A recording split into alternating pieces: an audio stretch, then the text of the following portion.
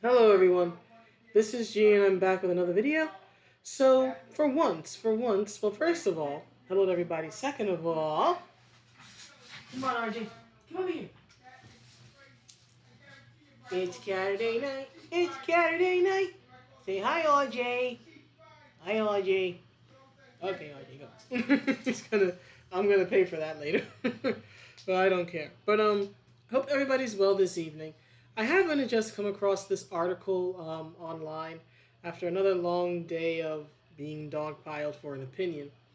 And I just want to do a video on this because, first of all, I didn't get around to doing a video about this particular story when it originally happened last year, and I wanted to sort of cover it now. But I also think that this young man and his real life example is a beautiful testament, if in a way very sad, but a beautiful testament to why heroes matter, why people like myself and others speak up about this and speak up about the death and the bastardization of our classic heroes, right? Our classic pop culture heroes from Marvel and DC and other works. Why we speak up about this so passionately, why people are so upset over Tila or over She-Hulk or over Batman or over Superman or Captain Marvel or anything else. Because those characters, those stories exist for little kids like Bridger. And they exist for little kids like him, male and female, and they exist for the little kid in each of us that still wants to believe in superheroes. Right? Interestingly enough, I just purchased a book online a few days ago called The Hero Code. It was written by I think his name is William McRaven. He was in the military, a big ranking military official. I think he was Navy or something. And he was talking about when he was a little boy in like the late 50s, the early 60s, and his dad was working and everything, right? But his favorite hero on TV was Superman, right? And he sincerely thought at that time that Superman existed. And that he explains throughout the book that in time he came to understand that while Superman wasn't real, that the qualities Superman embodied and the qualities that heroes embody are real, and that we as regular people can express and reflect those qualities. And that is exactly why heroes are important.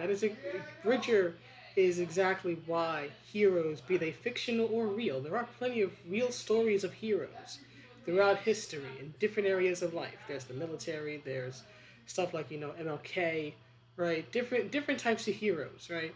Not everything has to be with a sword or a gun or whatever. But this young man is why heroes matter. This young man is why I make such a fuss and make hundreds upon hundreds of videos, right, decrying the changes that have ruined our heroes, be they male or female, be they black or white, be they gay or straight or anything else. So I want to cover this article and then I'll sort of give my thoughts as I go through it.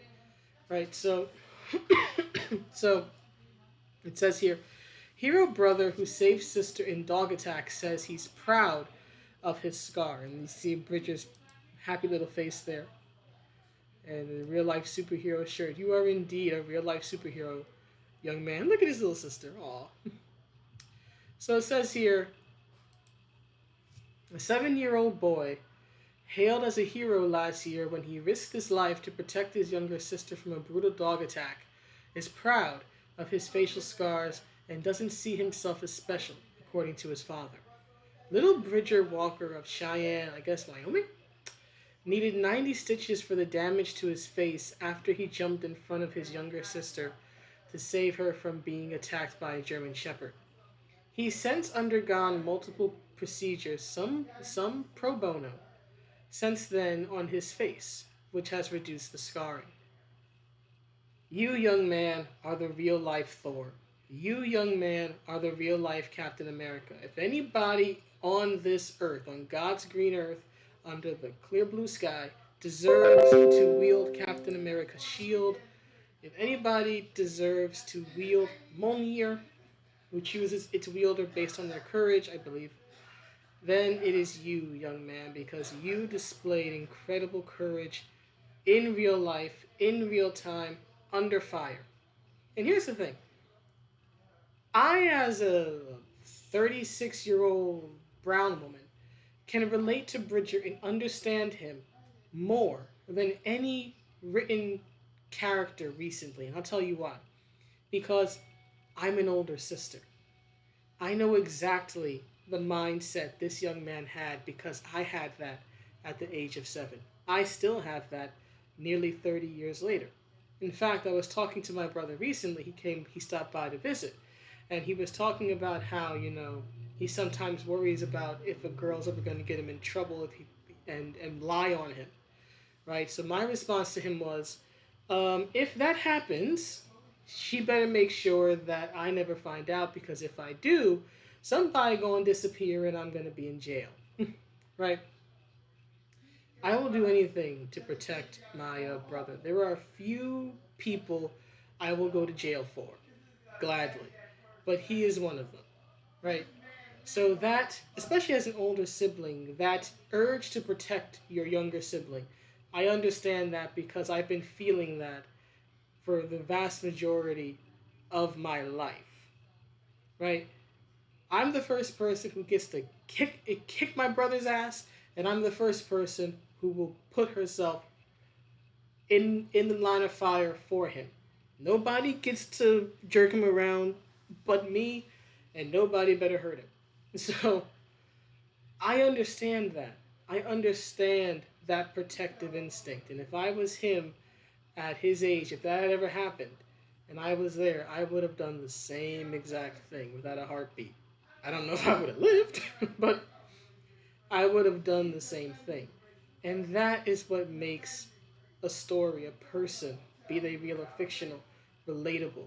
When they can be so different from you, and yet there's just one thing you need to latch onto, one likeness, and you can see yourself in that person. That is what a hero is. That is what a real life hero does and represents. This young man is a real hero. He'll probably never see this video, but you're a hero, Bridger. But anyway, he says here, at the time he explained his actions by saying, if someone had to die, I thought it should be me. I I would have said the same thing. His dad, Robert, told People magazine that Bridger is still as humble a year later. Humility is one of the major traits of a hero. My wife and I asked him, do you want it to go away? And he said, where is it? And he said, what is this?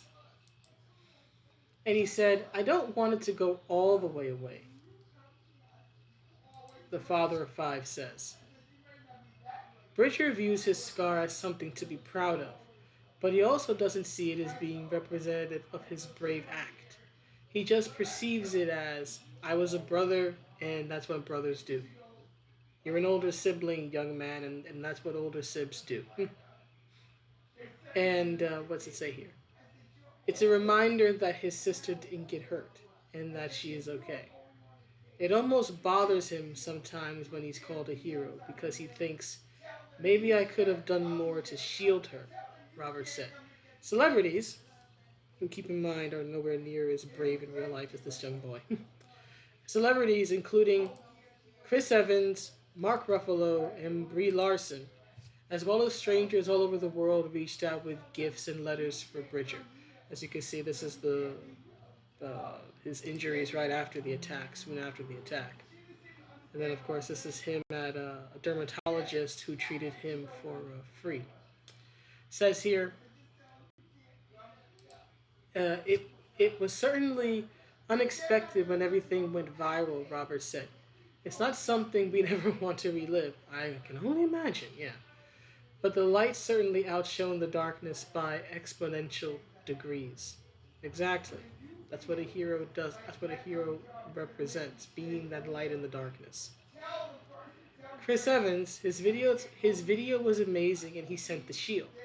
Richard couldn't have been more delighted, Robert said. When he talked to Tom Holland, he was probably the most starstruck. Aw, that yeah, he was probably the most starstruck because that was a live call, so that one certainly left an impression. His emotional recovery was really a worldwide effort, and that is so special to us. Special to us too, Bridger. You know, for us watching on the outside, your example of courage is so heartening to us as well. Bridger also attracted the attention of New York dermatologist Dr. Deval Ban Banu Sally. I'm sorry. Let's just call him Dr. B. I'm sorry. I don't know how to say the name. Who flew him out and treated him at his office for free.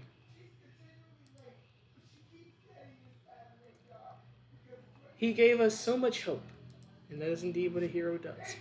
He gave us so much hope, said Robert, who said the other doctors were pessimistic about how much they could fix Bridger's face. That was kind of our first rainbow after all of this.